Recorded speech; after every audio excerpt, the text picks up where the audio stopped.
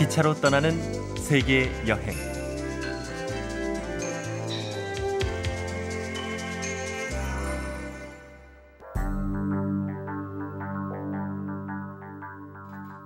기차로 세계 여행을 떠나보세요. 이번 시간엔 호주와 뉴질랜드로 떠나보겠습니다. 가끔씩 재미있는 동물들을 벗삼아 여유를 즐기며 기차는 호주 전체의 75%를 차지한다는 광활한 오지를 달립니다.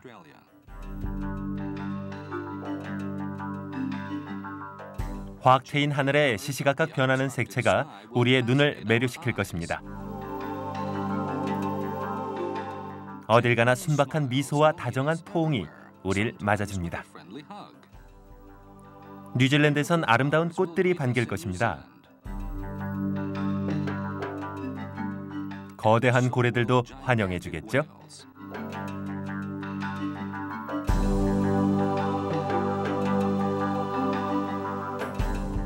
새로운 것들을 만나러 달려가 볼까요? 호주와 뉴질랜드를 향해 출발합니다.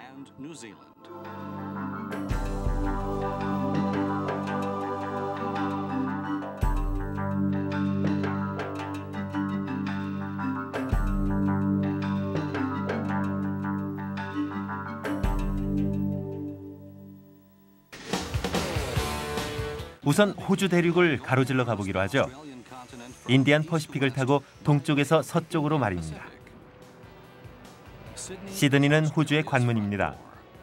호주를 여행하시려면 이 도시에 가장 먼저 들르시게 될 겁니다.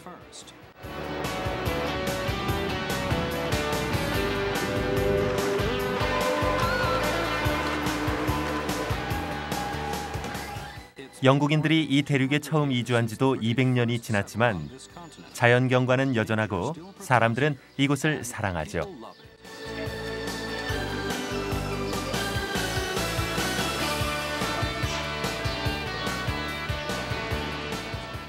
시드니의 중앙역은 네오고딕 양식의 거대한 건축물입니다. 이곳은 총 연장 43,200km 이상으로 호주 철도의 중심이라고 할 수 있죠.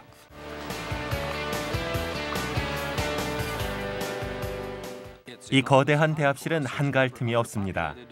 사람들이 호주의 오지 체험 같은 경험을 해보기에 가장 좋은 방법 중 하나가 기차를 타고 여행하는 것임을 잘 아니까요.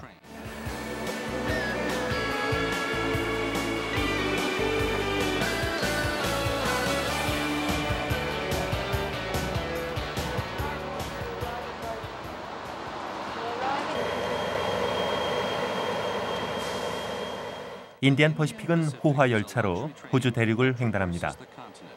강력한 디젤 엔진이 이끄는 이 열차의 몸체는 호주 철도의 상징 색깔인 초록과 노란색이랍니다.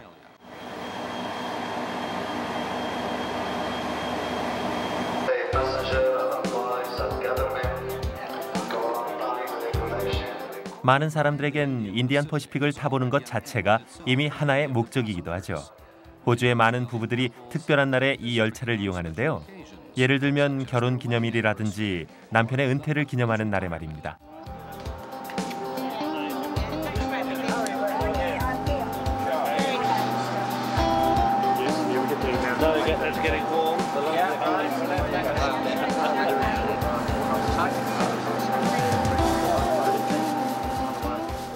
이런 여행은 오랜 시간을 수고한 것에 대해 그들 자신에게 주는 보상인 셈이죠. 샴페인 한 병도 꼭 필요한 순간입니다.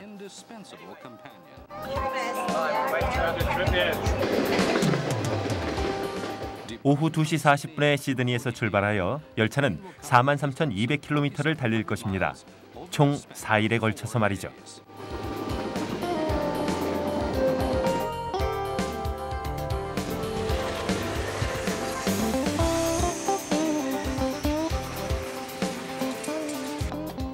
인디안 퍼시픽의 객실은 몇 가지로 구분됩니다. 넓고 등받이 의자가 있는 이곳은 2등실로 편안하면서도 경제적인 여행을 하는 데 적합하죠.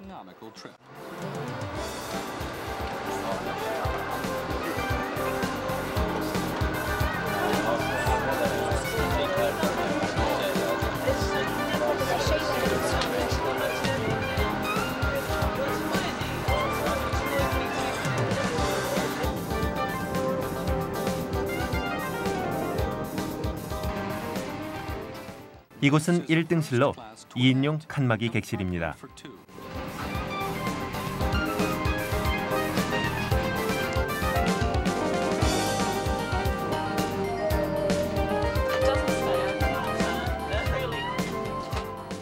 온수 샤워실이 설치되어 있고 싱크대, 소형 냉장고도 있습니다.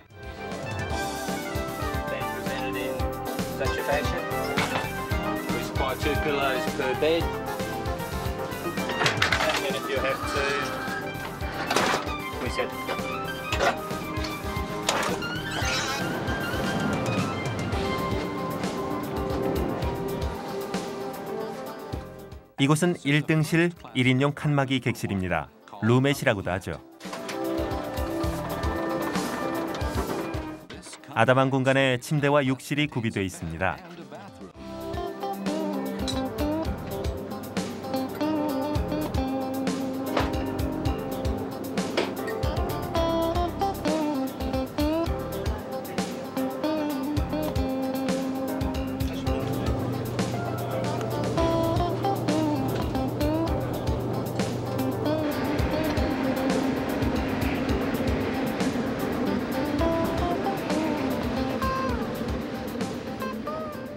승객들이 만나는 장소는 휴게실 차입니다.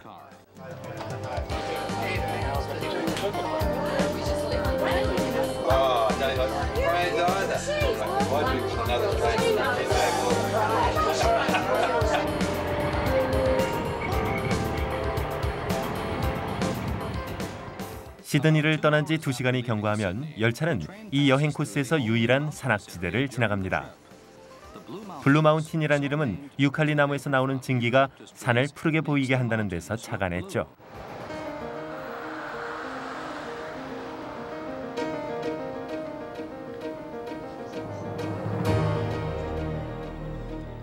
특히 놀라운 점은 기이하게 생긴 바위들입니다.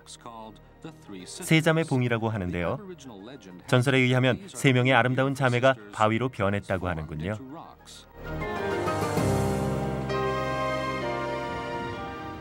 해는 여전히 중천에 떠 있고 인디안 퍼시픽은 특별한 날을 위해 힘차게 달립니다.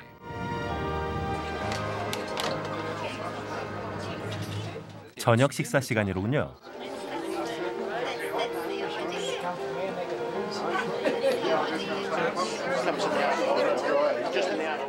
(1등실) 승객에겐 풀코스의 요리가 제공됩니다. 메뉴판을 보고 요리를 선택하고 마지막에 와인을 고릅니다.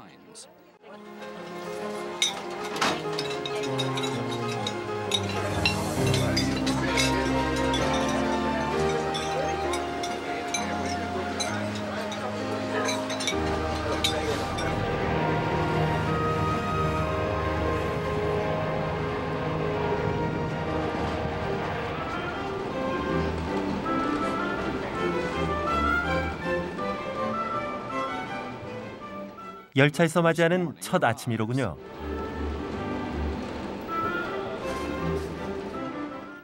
인디안 퍼시픽의 하루는 객실까지 바로 배달되는 커피 한 잔으로 시작됩니다.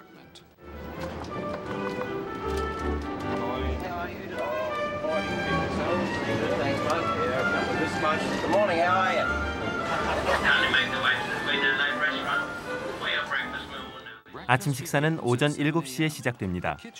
조리실이 분주해지는군요.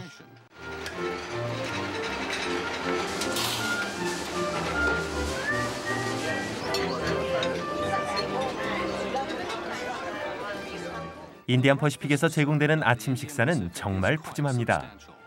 고기, 계란, 야채까지 말이죠.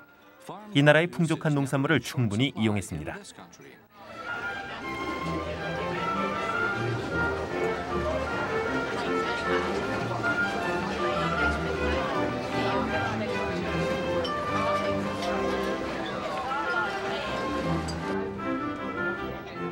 통로를 따라 내려오면 이 열차에서 가장 비싼 칸막이 객실이 있습니다.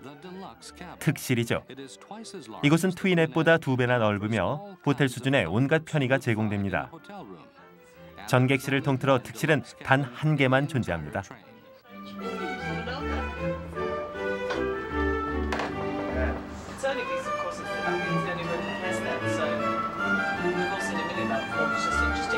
The other one's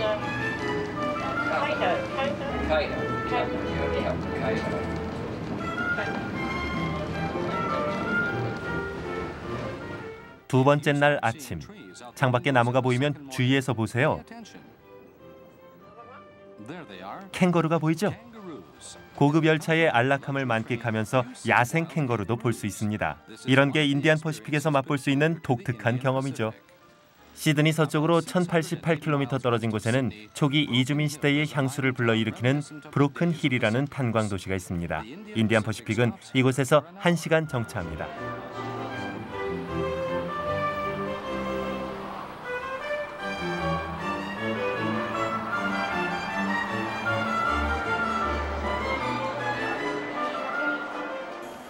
브로큰 힐은 은으로 유명하죠.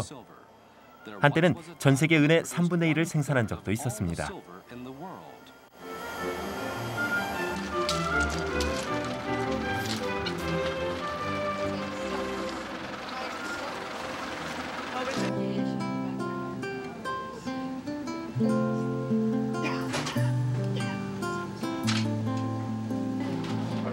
오늘자 신문은 외부에서 배달된 것입니다.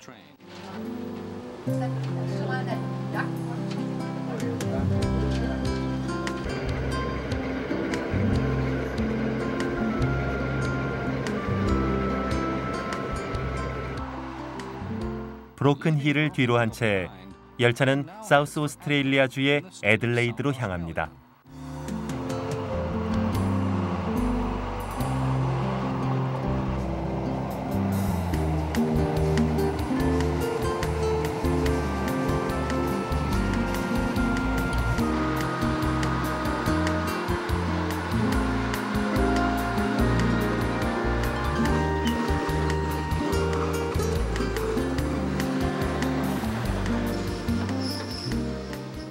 열차는 시드니에서 1600km 정도 떨어진 애들레이드에 도착합니다.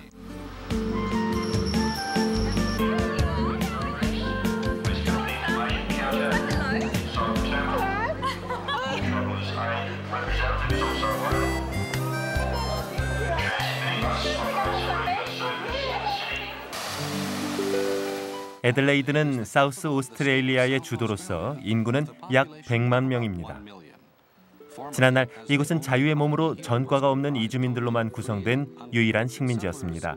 사우스 오스트레일리아주는 고상한 도시로 알려져 있죠.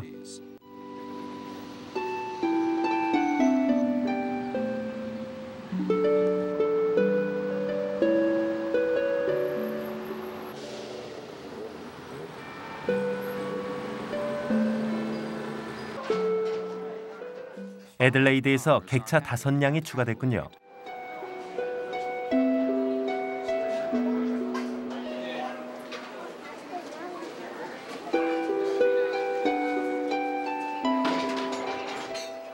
이제 인디안 퍼시픽의 객차는 모두 21량입니다.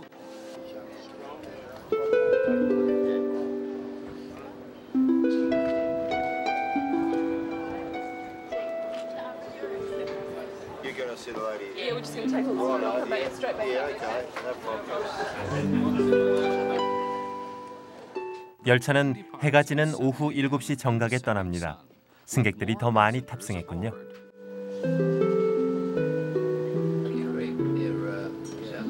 정말 얼마나 큰지 상상이 되시나요?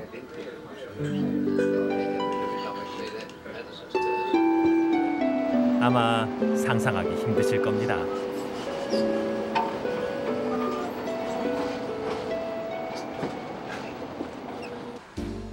아침 햇살이 차창에 비치네요. 세 번째 아침입니다.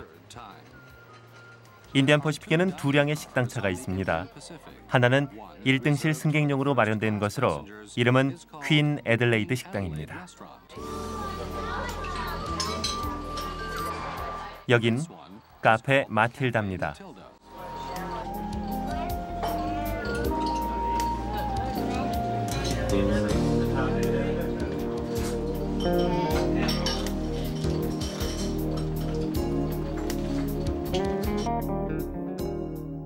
아침 식사가 시작되자마자 널라버 대평원에 들어섰군요.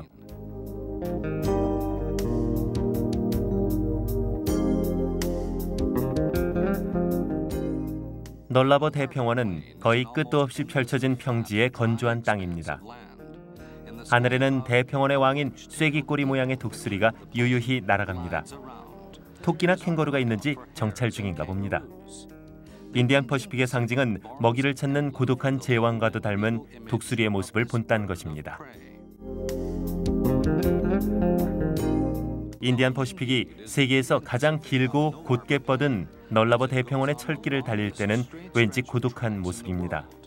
475km를 가는 동안 한 번도 커브길이 나타나지 않았죠. 앞으로 쭉 뻗은 철길은 수평선 속으로 곧 사라집니다.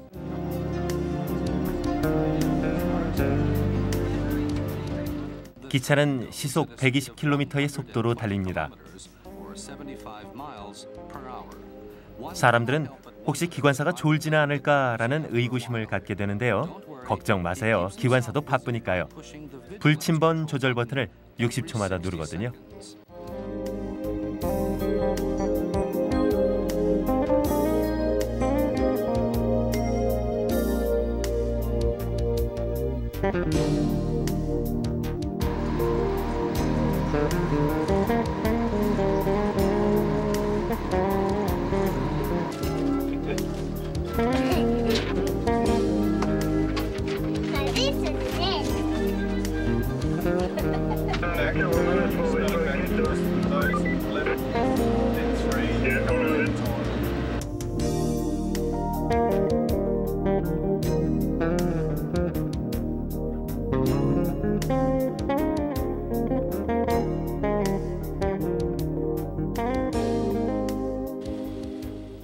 인디안 퍼시픽은 현재 주 경계선을 지나서 호주 대륙에서 가장 큰 웨스턴 오스트레일리아주로 진입하고 있습니다.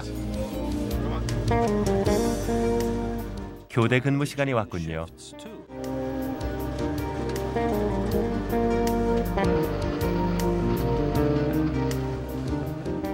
웨스턴 오스트레일리아주는 얼마나 클까요?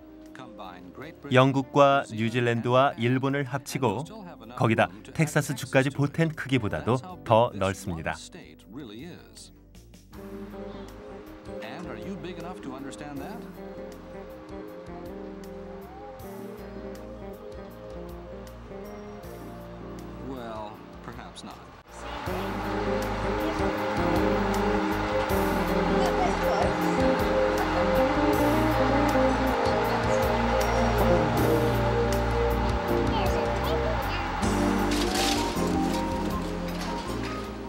오늘 저녁 메뉴는 구운 쇠고기 요리군요.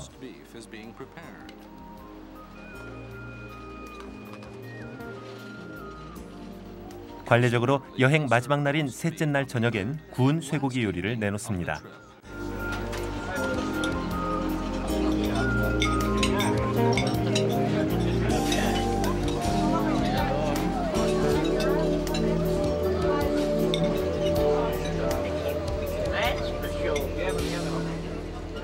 하늘만 보더라도 시시각각 다른 모습입니다. 매번 새롭고도 예측할 수 없는 광경을 연출하죠. 오늘 밤 승객들도 오래 머물 수 없다는 게 아쉬운가 봅니다.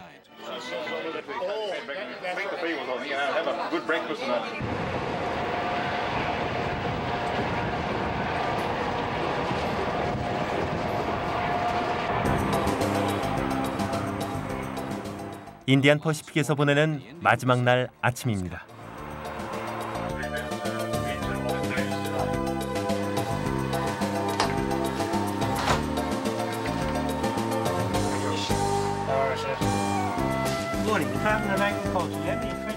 호주에서는 특별히 생태계를 보호하기 위해 퍼스에 도착하기 전에 먹다 남은 과일이나 야채를 수거합니다. 장장 64시간에 걸친 43,200km의 여행이 종착점에 도달하고 있군요.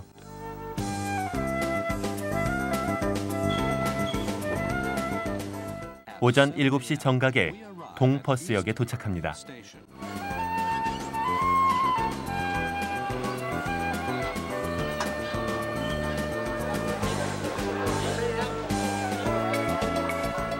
이런 긴 여행을 끝내고 나면 승객들의 마음은 만족감과 안도감으로 가득 차게 되죠.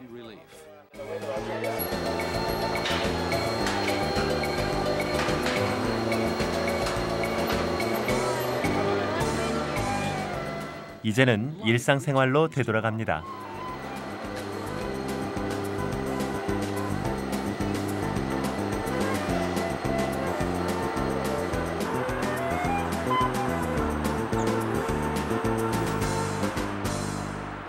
웨스턴 오스트레일리아주에 위치한 퍼스라는 도시는 푸른 나무와 현대적인 건축물이 어우러진 곳이죠.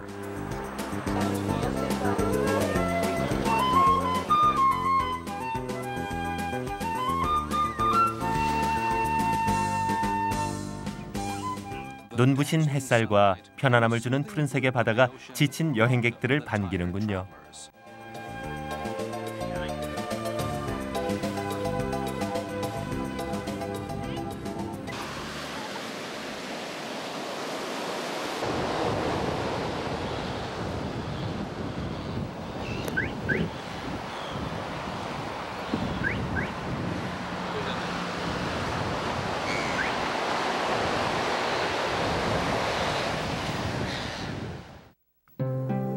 우리는 이제 더 간을 타고 호주 대륙의 중부에 위치한 앨리스 스프링스로 갈 것입니다.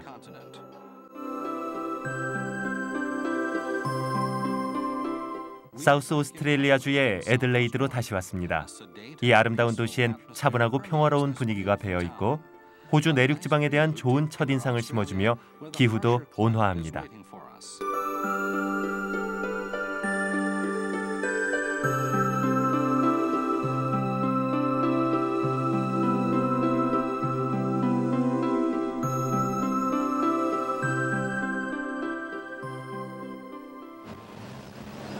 애들레이드 역입니다. 기차는 대륙의 중부 지역의 앨리스 스프링스로 가기 위해 여기서 출발합니다. 더간이라는 열차의 이름은 아프가니스탄인이 오스트레일리아 내륙 지역을 낙타를 타고 여행한 데서 유래합니다. 더간은 옛날 아프가니스탄인들이 갔던 그 길로 운행을 합니다.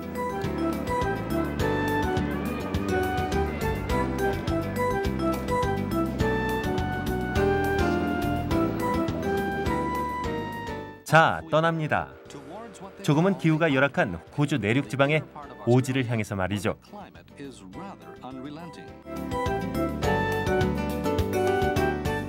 하지만 걱정은 마세요. 더간에는 정말 편안한 여행을 보장하는 모든 것들이 다 구비되어 있으니까요.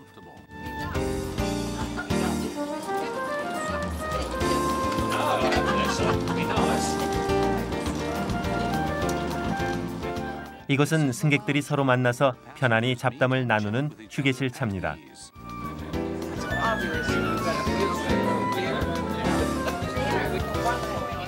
실증이 나셨다면 오락실 차로 가보세요. 슬롯 머신을 하면서 재밌는 시간을 보낼 수 있습니다.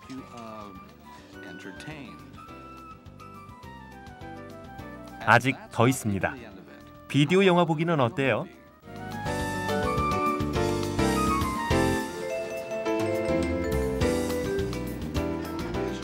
머리 손질을 하셔야 한다고요?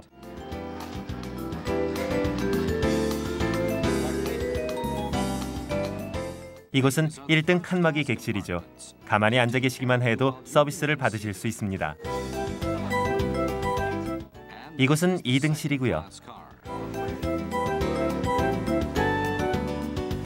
어떤 객실을 선택하셔도 즐거운 여행이 보장될 것입니다.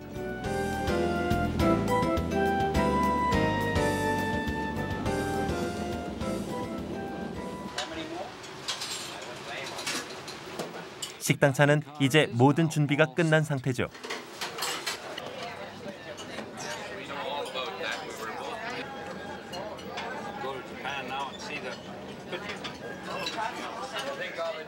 저무는 태양빛이 비스듬히 새어 들어옵니다. 하루가 저물 때 하늘엔 진홍색 커튼이 드리워집니다.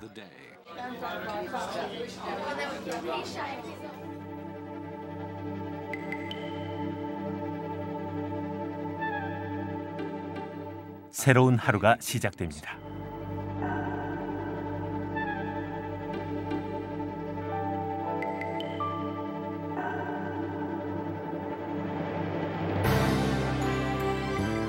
우린 오지의 메마른 광경을 보고 있습니다. 여기저기 점처럼 박혀있는 야생동물이 보입니다. 이 광활한 황무지에 있으니 해방된 느낌이 드는군요.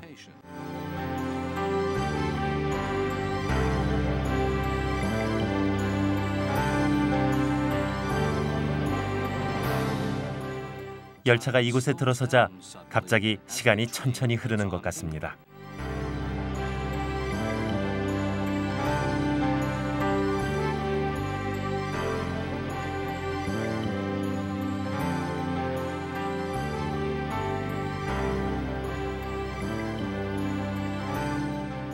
날씨는 더워지고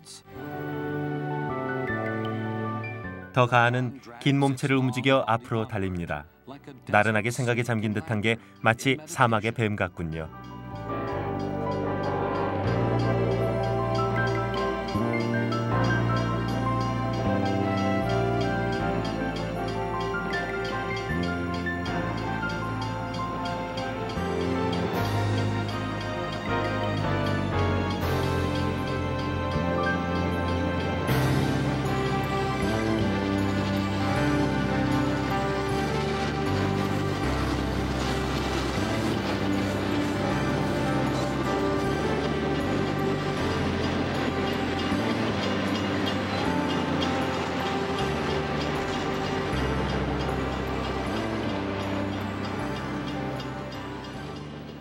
주위 경치는 도시로 진입했음을 알려줍니다. 더 가하니 목적지에 거의 다 왔군요.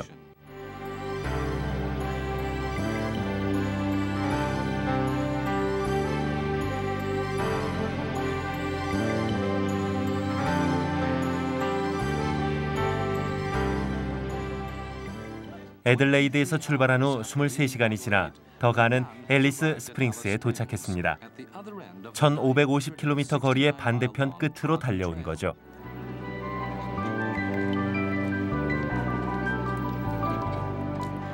호주 중부지방에 위치하고 붉은 흙으로 뒤덮인 앨리스 스프링스는 레드 센터라는 별명을 가진 도시입니다. 호주 대륙의 원주민들이 잎이 무성한 나무 그늘에 모여 있군요. 지금 붉은 흙에 익숙해져 있다가 푸른 나무를 보니 정말 기분이 상쾌하네요.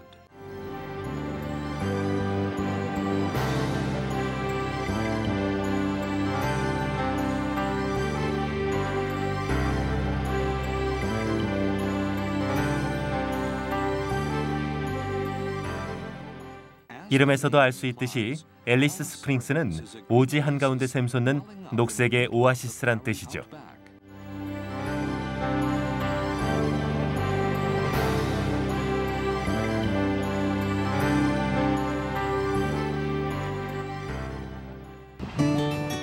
다음엔 퀸즐랜더를 타고서 해안선을 따라 내려가 볼까요? 퀸즐랜드 주에 있는 캐른은 열대 휴양지입니다.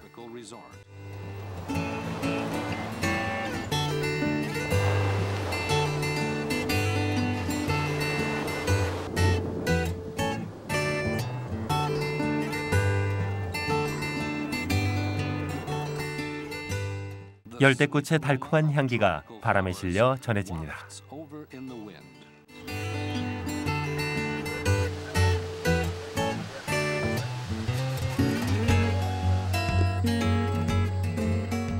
캐른의 외곽 지역에 있는 열대 우림지는 약 6만 년 전에 형성된 것으로 추정됩니다. 지구상에서 가장 오래된 숲으로 봐도 될 것입니다. 야생 생물들도 많이 삽니다. 원시적인 미가 숲에 가득하군요.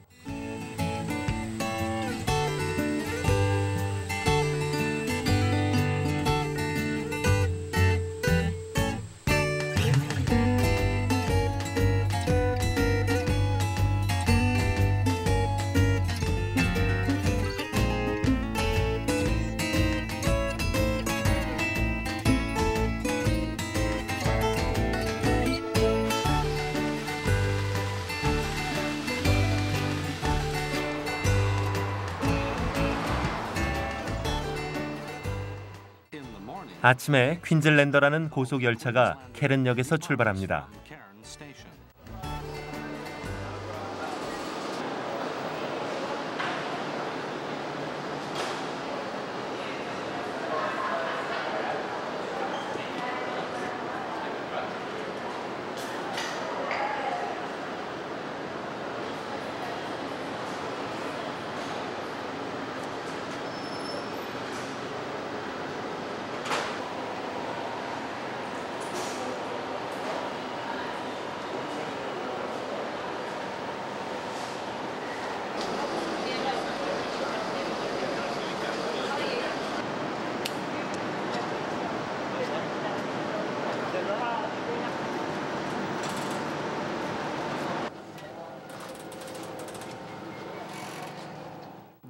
퀸즐랜더의 목적지는 골드코스트의 브리즈번입니다.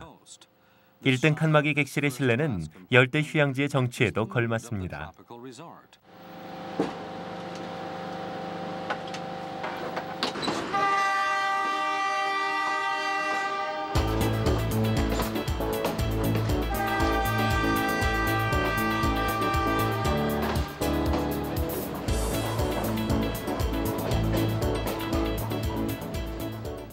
열차는 해안선을 따라 남쪽으로 달립니다.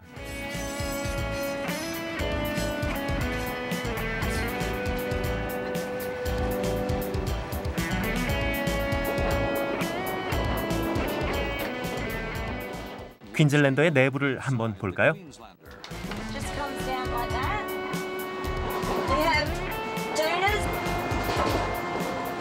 이곳은 1등 2인용 칸막이 객실 트위넷입니다. Okay, we have a couple of wardrobes here. We have the hand basin here. This water is drinkable. 향수도 종류별로 있고 목욕 가운도 준비돼 있습니다. Very large mounds of dirt. 이곳은 휴게실 차입니다.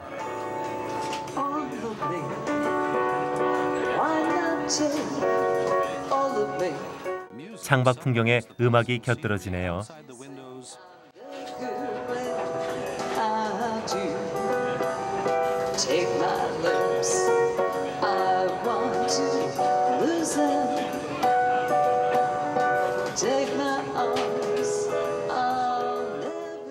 낭만적인 분위기가 고조되는군요.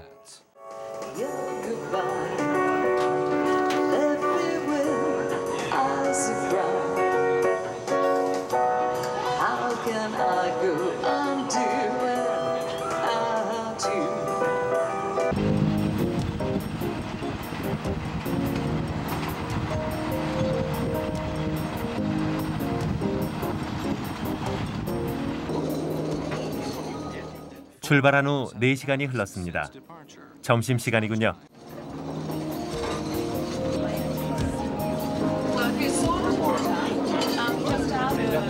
Well, I hope you enjoy your trip with me.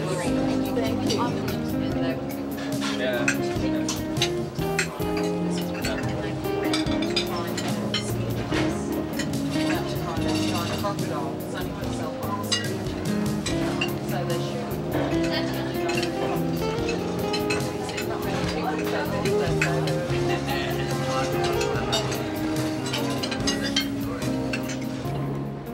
지금 열차가 타운즈빌로 들어갑니다.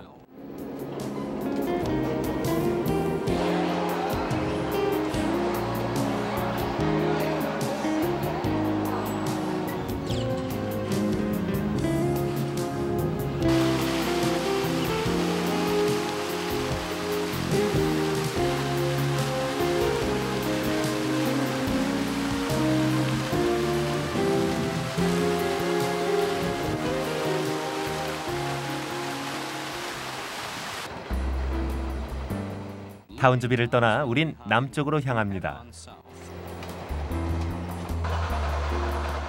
보이는 경치와는 달리 이곳은 원래 열대 지역에 속하죠. 이 주변의 해안은 전통적으로 선원들이 선호하던 곳이었습니다. 대보초가 방파제 역할을 해서 바다가 잔잔하기 때문이죠. 북쪽 하늘에 있는 태양을 등진 채 열차는 서둘러 달립니다.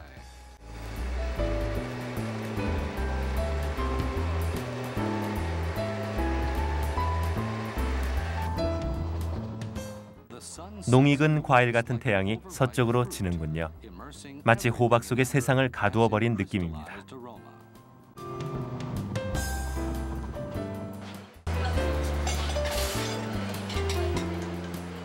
시적인 낭만으로 배고픔을 달랠 수는 없죠. 맛있는 저녁 식사보다 더 좋은 게 있을까요?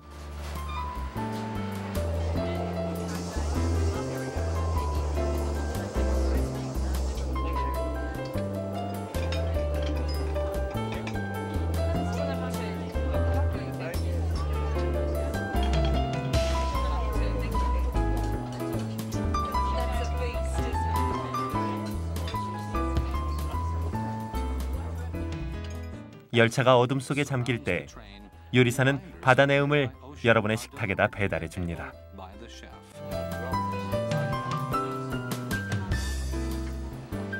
그러는 중에도 퀸즐랜더는 계속 달립니다.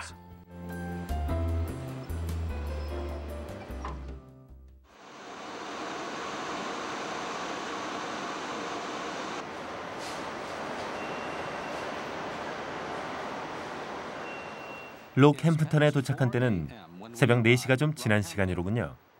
우린 여기서 퀸즐랜더와 작별을 해야 합니다.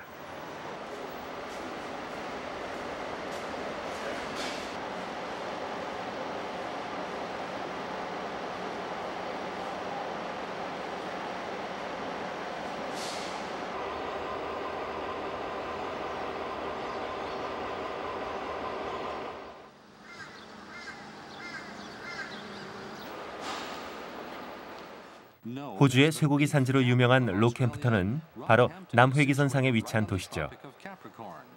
이곳에서 서쪽으로 가는 열차가 있군요. 거의 남회기선을 따라서 가는 셈이죠.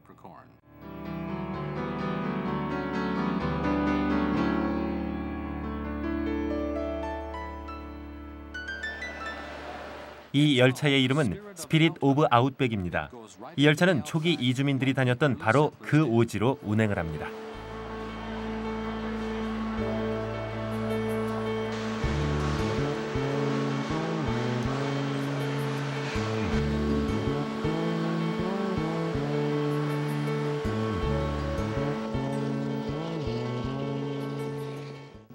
열차는 로캠프턴에서 출발하여 내륙 도시인 롱그리치로 향합니다.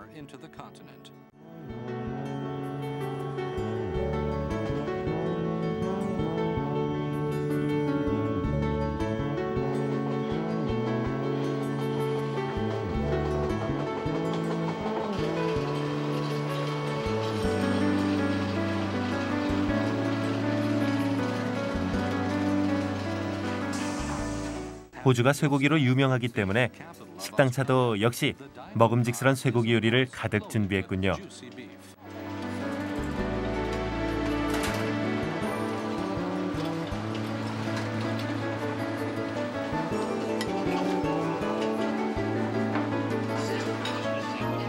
승객들도 맛있는 점심을 즐깁니다.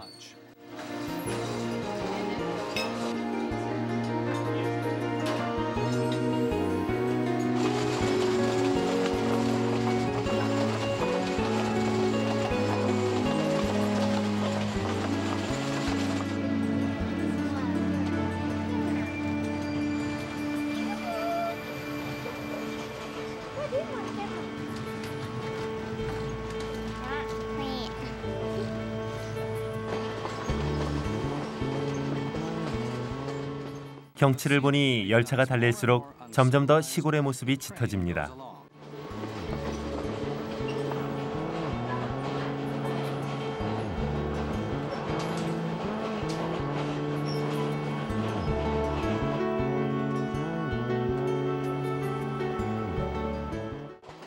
창문 밖으로 보이는 나무들 중에 이상한 갈색 물체가 많이 눈에 띕니다. 이것은 흰개미가 지은 개미집들이에요. 가장 큰 것은 높이가 90cm 이상인 것도 있죠.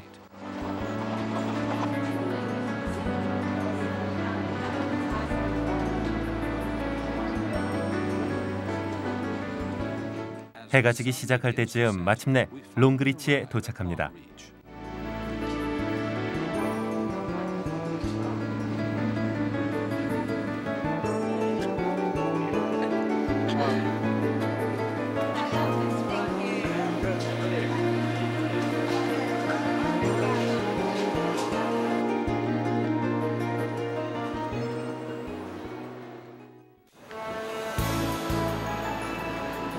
콴타스 본부가 있었고 한때 번창했던 롱그리치는 현재 인구가 3만 5천 명인데 이 수는 양의 수에도 훨씬 못 미친답니다. 그리 온화하지 않은 기후만이 예전 그대로 남아있죠. 도시에서 조금만 나오면 오지가 펼쳐집니다.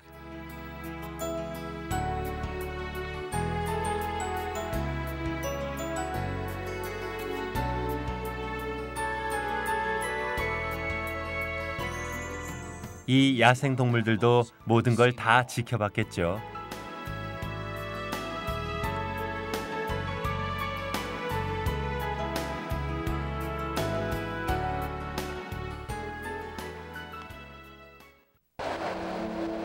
이제 뉴질랜드로 떠나볼까요?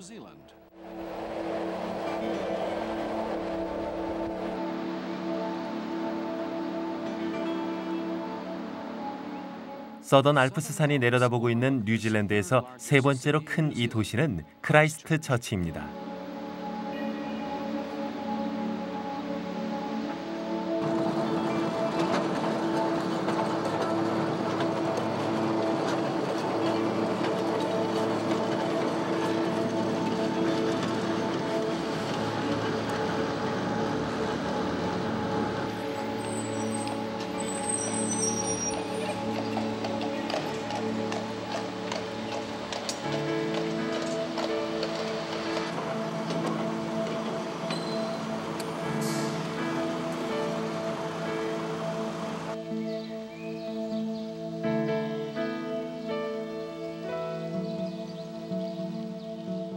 크라이스트 처치는 정원도시라는 별명이 있습니다.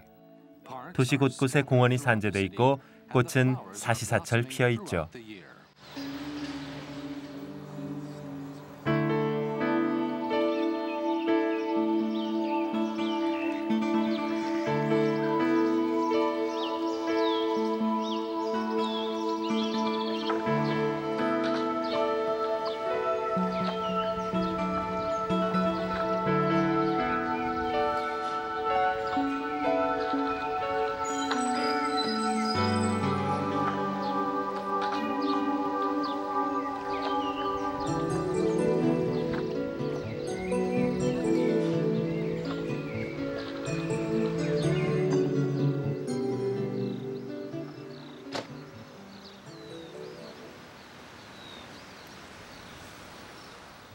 아침 일찍 크라이스트 처치역에서 북쪽으로 운행하는 코스탈 퍼시픽 익스프레스라는 열차가 막 출발하려고 합니다.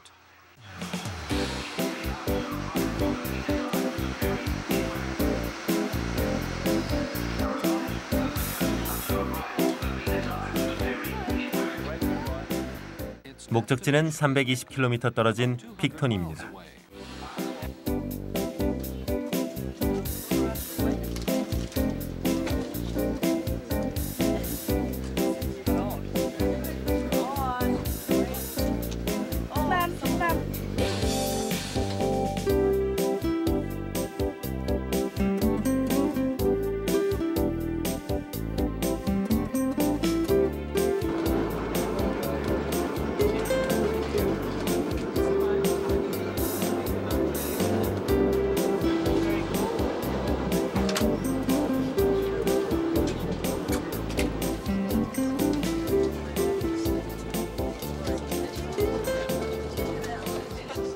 열차 안에서는 아침차가 제공되고 있군요.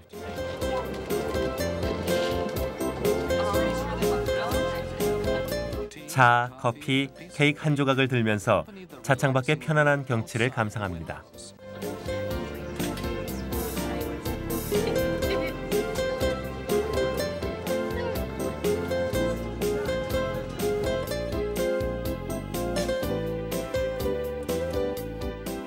코스탈 퍼시픽이 태평양에게 인사를 하네요. 여기서부터는 계속 해안선을 따라 달리게 됩니다.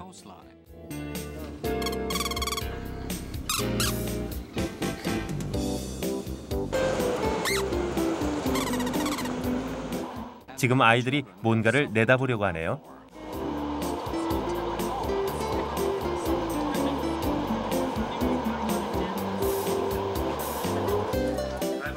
출발한 지 3시간 후에 우린 카이코우라에 도착합니다.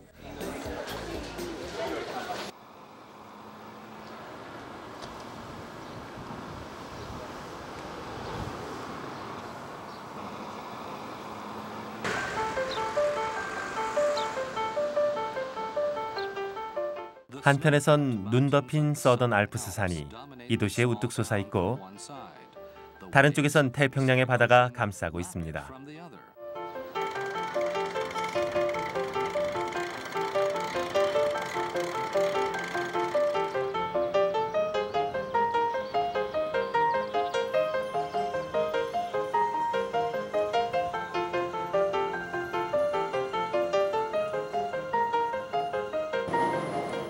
카이코우라 해안에서 좀 더 가면 고래 관광으로 유명한 지점이 있죠.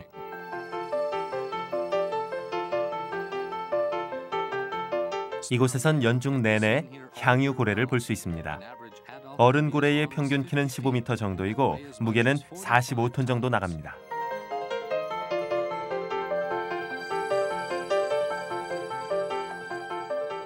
깊은 숨을 내쉰 후 이 녀석은 눈 덮인 산에 작별 인사를 하고 사라집니다.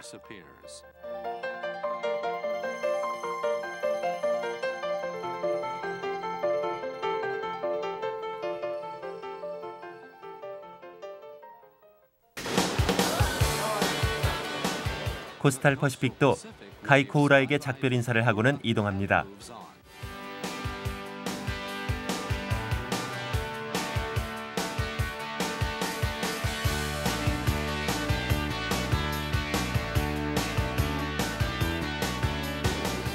이제 카이코우라 목장이 한눈에 들어오는군요.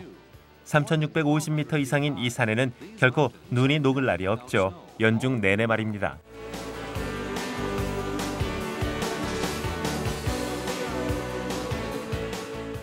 왼쪽에는 눈 덮인 산을, 오른쪽에는 태평양을 끼고 열차는 웅장한 풍경을 헤치며 북쪽으로 향합니다.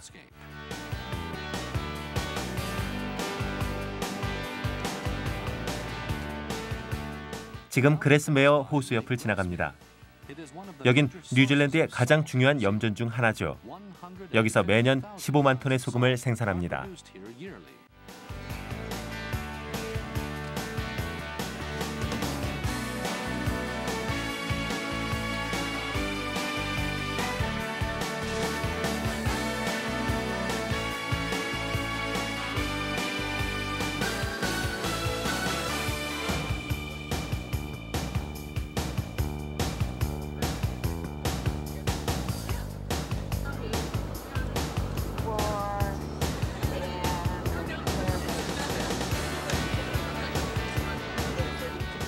크라이스트 처치에서 출발한 지 5시간 반이 경과했습니다. 지금 우리는 최종 목적지인 픽톤에 도착하고 있습니다.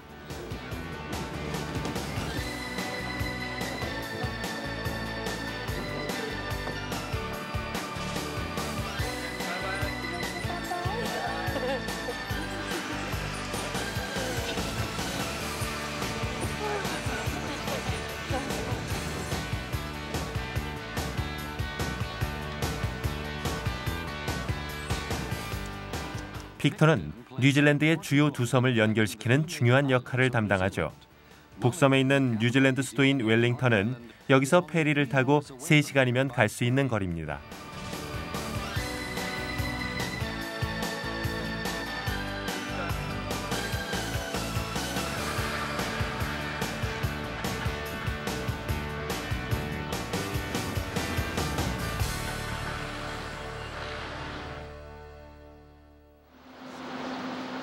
남섬의 중심지인 크라이스트 처치에 다시 돌아왔군요.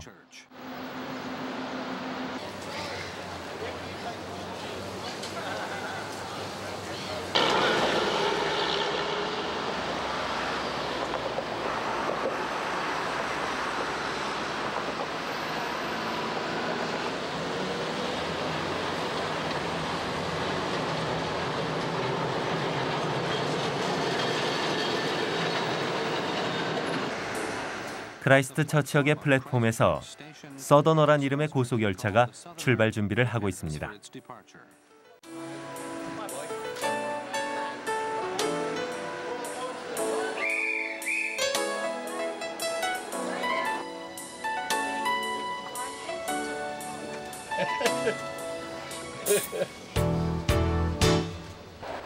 이 열차는 남쪽에서 592km 떨어진 인버카기를 향해 달립니다.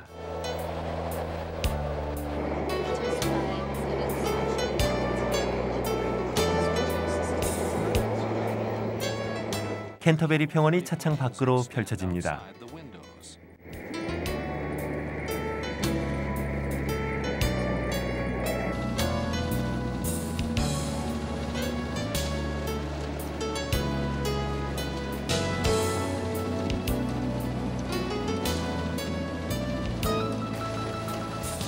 화창한 하늘을 보니 시원한 음료수 생각이 간절하죠? 뷔페차가 여러분을 기다리고 있군요.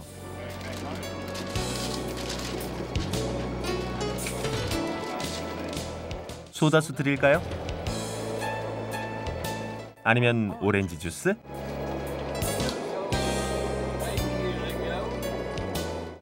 원래 갈증이 생길 땐 음료수를 좀 마시면 금방 해소가 되죠.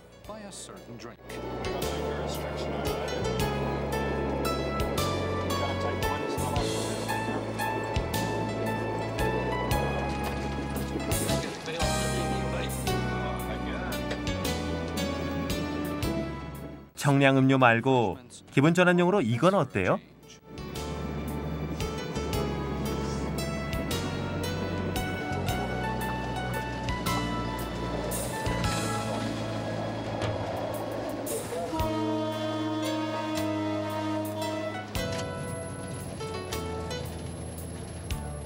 서더너는 경적을 울리며 와이타키 강을 가로질러 갑니다. 이 강은 태평양으로 유입되죠.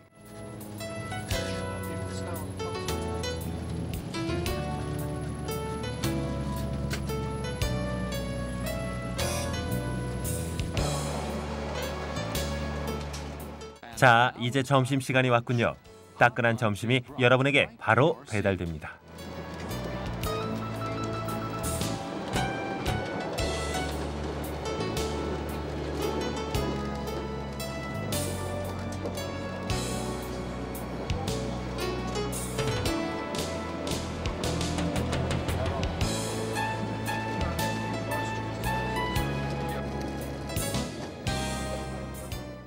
점심을 먹으면서 오타고란 도시에 들어갑니다. 여기서 더니든까지의 48km 구간은 들쭉날쭉한 해안선으로 환상적인 경치를 자랑합니다.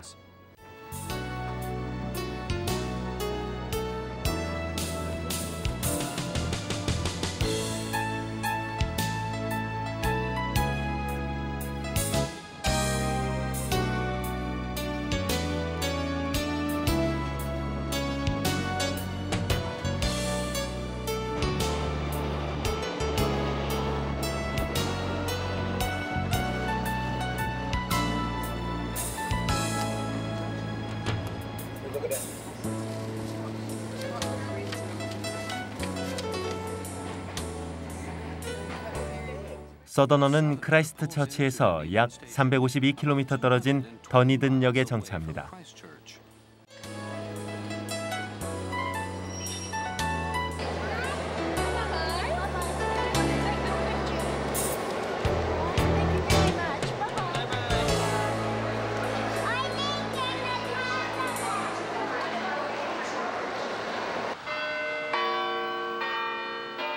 (1847년에) 이곳에 최초로 온 이주민은 스코틀랜드인이었습니다. 그래서 이곳은 종종 남반구의 에딘버러라고 불리죠. 이 도시는 현재까지도 스코틀랜드풍이 강하게 남아 있습니다.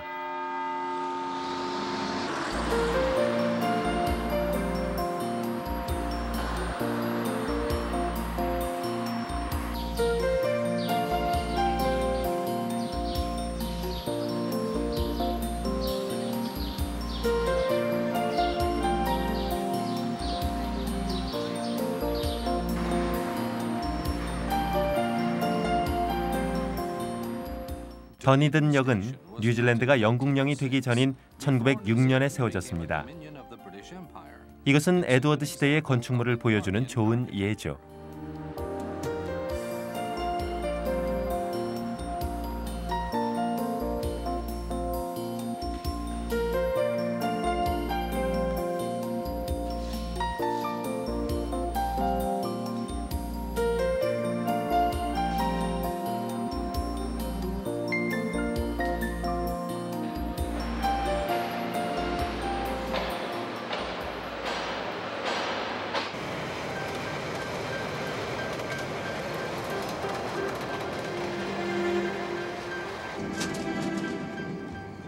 와이홀라 호수 주위를 돌며 서더너는 계속 남쪽으로 달립니다.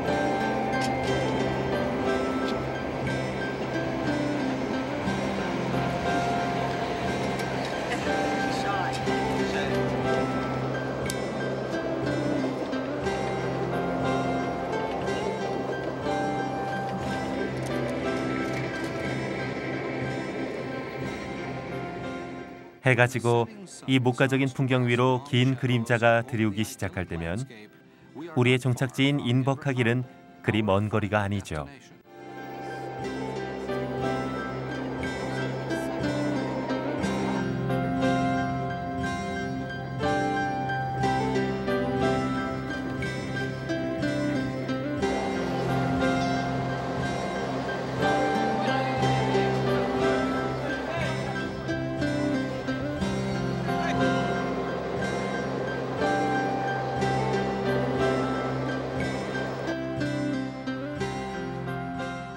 인버카길은 뉴질랜드 남부의 끝에 위치합니다.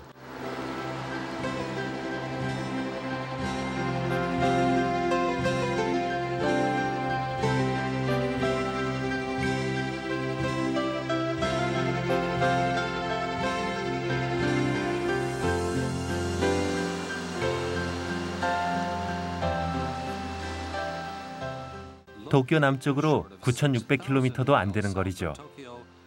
남극과는 채 4,800km도 안 떨어져 있습니다.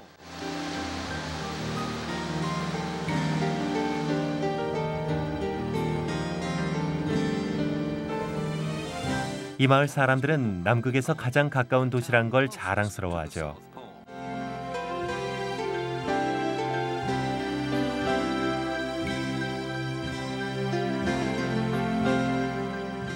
광활한 호주 대륙과 아름다운 경치를 지닌 뉴질랜드의 여행이 막을 내립니다.